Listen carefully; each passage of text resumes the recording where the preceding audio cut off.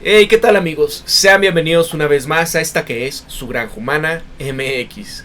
Quiero presentarles este tema bastante interesante y es de Karim Neisel, y él habla sobre cómo la multipolaridad fue desencadenada por la intervención estadounidense en Irak en 2003. Y ojo amigos, bastante interesante. Ya se cumplen 20 años de esta atrocidad. ¿Pero qué pasó? Mira, 20 años después de esta ilegal y desestabilizadora intervención de Irak liderada por Estados Unidos, Washington tiene que enfrentar la consecuencia final de esa guerra. Y es que los poderes del Consejo de Seguridad Nacional de las Naciones Unidas en China y Rusia han sentado las bases para un genuino sistema de multipolarismo basado en la Carta de las Naciones Unidas. Así, en la noche del 19 al 20 de marzo de 2003, la Fuerza Aérea estadounidense comenzó a llenar y rociar de democracia la capital iraquí, Bagdad. La Unión Europea y la OTAN estaban profundamente divididas sobre si unirse a esta agresión, y mientras que los nuevos miembros de la OTAN de Europa Central y del Este estaban a favor de la intervención, los pesos pesados europeos como París y Berlín se opusieron. Así que esta intervención de Irak también marcó el inicio de la coordinación diplomática entre Moscú y Beijing en el Consejo de Seguridad de la ONU. Estos dos países comenzaron en 2003 a aplicar patrones de votaciones similares en el Consejo, primero sobre Irak, luego sobre Libia en 2011 y sobre Siria en varias votaciones clave. Esa coordinación temprana de la ONU entre Rusia y China se ha transformado 20 años después en una política conjunta decidida para proteger este orden mundial basado en el derecho internacional. Y así, mirando hacia atrás, a marzo del 2003, desde ese punto de vista de marzo del 2023, la invasión a Irak desató consecuencias geopolíticas que van mucho más allá de las obvias, como el caso de la proliferación de estos bad hombres, de la disminución del poder de Estados Unidos y el caos regional. En 2003, un cambio global fundamental en el equilibrio de poder fue seguramente la última consecuencia posible prevista por los planificadores de esta intervención en Washington y Londres. Y así, intervención por la democracia, discúlpenme.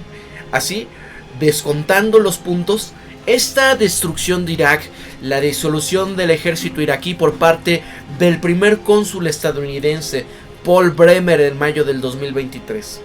La salida de los refugiados a los estados vecinos como Siria y Jordania, y el crecimiento exponencial del extremismo y estos ataques de los bad hombres sobre alguna de las consecuencias de esta intervención equivocada. Hay unas débiles razones sobre esta intervención, como la inexistencia de lo que decían de estas armas de destrucción masiva, o del supuesto apoyo de Bagdad a los grupos de bad hombres, como el caso de Al Qaeda, y así fueron ampliamente desacreditadas en los siguientes años. En la primavera del 2004 ya abundaban las pruebas, fuera de la Agencia Internacional de la Energía, la OIEA, o el Grupo de Inspecciones de Irak, de la CIA, de que Irak no tenía ningún programa de hacer estos instrumentos democráticos masivos. Pocas veces antes, las campañas de desinformación, lo que ahora se le conoce comúnmente como noticias falsas, se habían ejecutado de manera tan meticulosa. La narrativa de con nosotros o contra nosotros se había afianzado con firmeza. Los grupos de expertos occidentales promovían con toda su fuerza el cambio de régimen y la democracia, que no eran objeto declarado de la invasión liderada por Estados Unidos en Irak. Y mientras que quienes se oponían eran etiquetados como anti-Israel o anti-Estados Unidos. Y a pesar de las protestas públicas masivas sin precedentes en las capitales occidentales en oposición a esta intervención de Irak, Estados Unidos y sus aliados ya habían puesto en marcha esta considerable maquinaria de intervención, encabezada por figuras como el primer ministro británico Tony Blair o el primer ministro español José María Aznar. Ya se había sembrado la narrativa falsa que vinculaba a Bagdad con este tema de septiembre en Estados Unidos, a pesar de que no había ninguna conexión entre el gobierno del presidente iraquí Hussein y sus rocíos democráticos. Y cabe señalar que no había ciudadano iraquí o afgano entre estas personas que piloteaban la nave de septiembre, que eran predominantemente ciudadanos saudíes. ¿Qué pasó con los negocios inconclusos? Pues que en otoño del 2001, los escenarios de la intervención para la democracia, para la invasión a Irak, en el cambio de régimen, ya estaban presentándose en Washington. El decano de la Universidad Johns Hopkins, Paul Wolfowitz, un ávido partidario del cambio de régimen y de la expansión militar estadounidense en Irak, fue nombrado subsecretario de la Defensa en febrero del 2001. 7 meses completos antes de los ataques que hubieron en septiembre.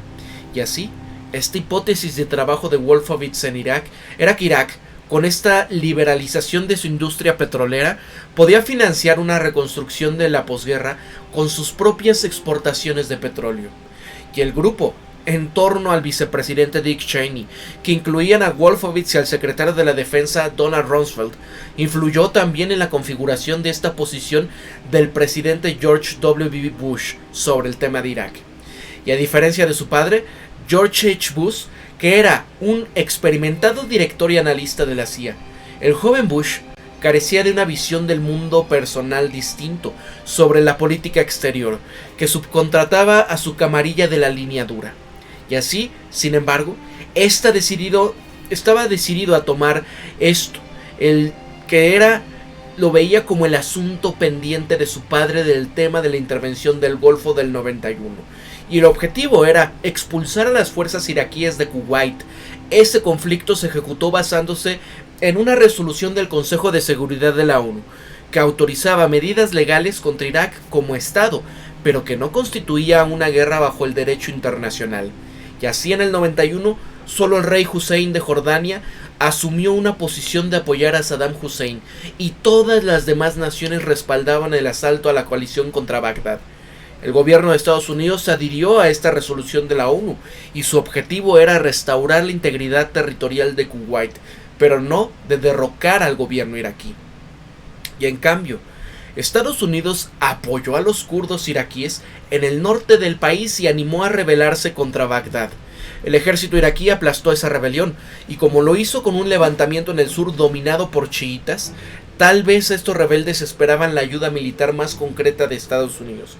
Pero a pesar de todo, Hussein permaneció firmemente en el poder a pesar de la derrota militar en otros lugares.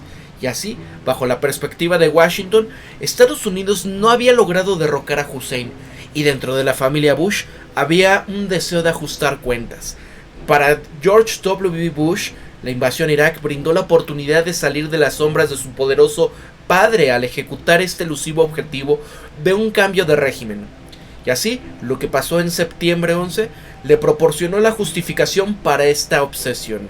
Esto le quedaba era conectar a Irak con los ataques que habían ocurrido en Estados Unidos y de esta manera galvanizar el apoyo público y político para ir a la intervención democrática, tanto a nivel nacional como internacional. ¿Y qué pasó? Pues que el Consejo de Seguridad de la ONU se fue a crisis. El periodo previo a esta intervención de Irak hubo una gran división entre los miembros del Consejo de Seguridad de la ONU. El secretario de Estado norteamericano Colin Powell presentaba las pruebas cuestionables de la posesión de instrumentos masivos por la democracia por parte de Irak, mientras que los cancilleres de Alemania y Francia se opusieron públicamente a la agresión, por lo que en ocasiones recibieron aplausos en el Consejo. China y Rusia, que se opusieron aquí con vehemencia a esta intervención, comenzaron a coordinar estas decisiones de las respuestas, en parte debido a sus respectivos intereses petroleros en Irak, que esta operación entre Moscú y Beijing había sentado las bases para un enfoque multilateral coordinado entre estas dos naciones. Ambos gobiernos entendían que la intervención abriría la caja de Pandora, lo que llevaría al colapso de las instituciones iraquíes y que provocarían una desmoronación regional generalizada, con una desarmonía total. Y desafortunadamente esto es precisamente lo que pasó. En los años venideros a estos ataques semanales, una expansión de grupos de hombres malos, salafistas como Al-Qaeda, y el surgimiento de ISIS en el 2014 y el conflicto interno iraquí perpetuo. Cualquiera que estuviese familiarizado en las condiciones del país era consciente de la catástrofe que se avecinaba cuando comenzó esta invasión ilegal a Irak el 20 de marzo del 2003.